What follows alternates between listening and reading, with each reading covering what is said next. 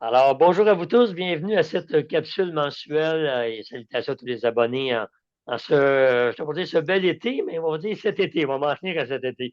Alors, aujourd'hui, vous l'aurez probablement reconnu parce qu'on le voit souvent en chronique à la télé, on l'entend à la radio, vous l'écoutez probablement avec son balado qui s'appelle Le Planif. Alors, on accueille Fabien Major. Bonjour Fabien, Bonjour Guy, ça va bien?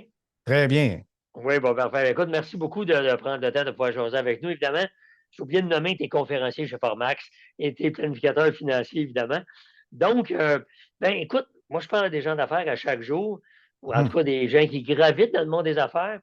Puis la question que tu t'es probablement posée, et moi aussi, c'est récession ou pas? Ouais, Récession ou pas? Et si c'est vrai. oui, de quelle ampleur? Et elle va durer combien de temps? Alors, on se fie à ta boule de cristal, va bien. D'accord. Wow, grosse question.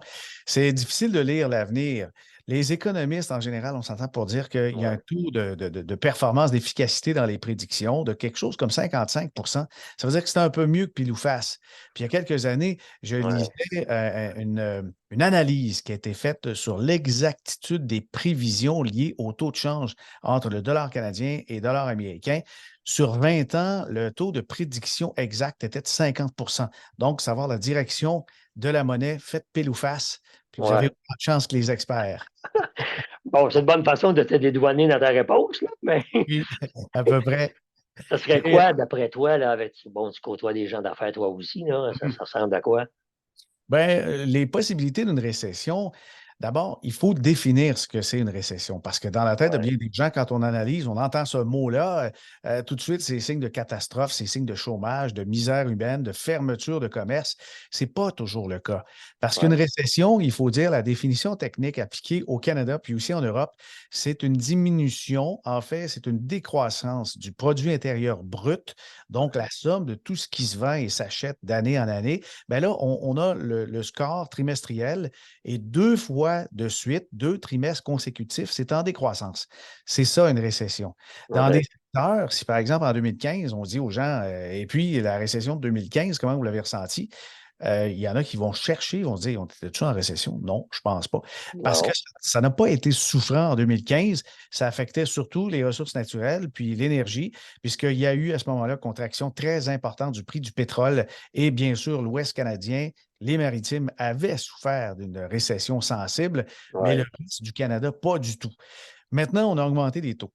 Les taux d'intérêt, là, ça, j'ai tendance à dire très, très, très souvent que lorsqu'on connaît la direction des taux d'intérêt, ben, on connaît la recette pour s'enrichir de manière durable et faire des millions, des milliards. Parce que c'est ouais, l'information la plus précieuse.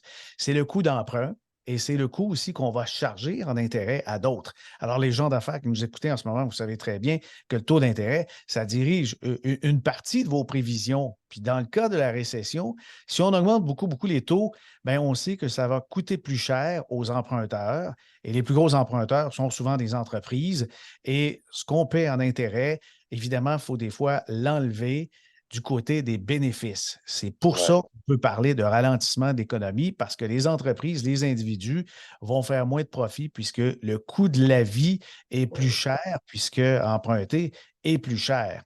Mais les chances qu'on ait une récession, selon moi, diminuent peut-être, puisque OK. le PIB se maintient, il y a très peu de chômage, on voit que l'activité économique est là, même les marchés boursiers, qui sont des indicateurs avancés, nous Ouais, envoient dans une direction d'un ralentissement et peut-être quelque chose d'unique qu'on voit très rarement. Moi, je pense qu'en 100 ans, jamais on a vu la Réserve fédérale américaine ou encore la Banque du Canada réussir l'exploit de faire un atterrissage en douceur de l'économie. Ça veut dire qu'on va diminuer la croissance du pays, on fait une petite pause, puis on repart. On repart, OK. on retourne en croissance. Puis Je d'après pense que toi, c'est c'est ça pas qui va cette se produire, un atterrissage en douceur, ou on ne sait pas, c'est pile ou face, ça aussi? c'est pile ou face, mais je le souhaite. Mais il y a un indicateur qui nous dit que Ouais, l'atterrissage risque d'être en douceur. Ou si c'est une récession, ce ne sera pas très, très douloureux OK. parce qu'il y a beaucoup d'emplois et on a pénurie d'employés dans plein de secteurs. Exact. Puis dans ce cas-là, quand on manque d'employés et il y a un ralentissement, ce qu'on peut faire, c'est juste enlever l'affiche qu'on trouve, qu'on met dans sa vitrine qui dit, par exemple, travailleur recherché, employé Nous recherché, et puis embauchons, ouais. C'est ça. On va enlever la fiche pendant quelques mois. On n'a OK, plus personne, mais on n'en embauche pas plus.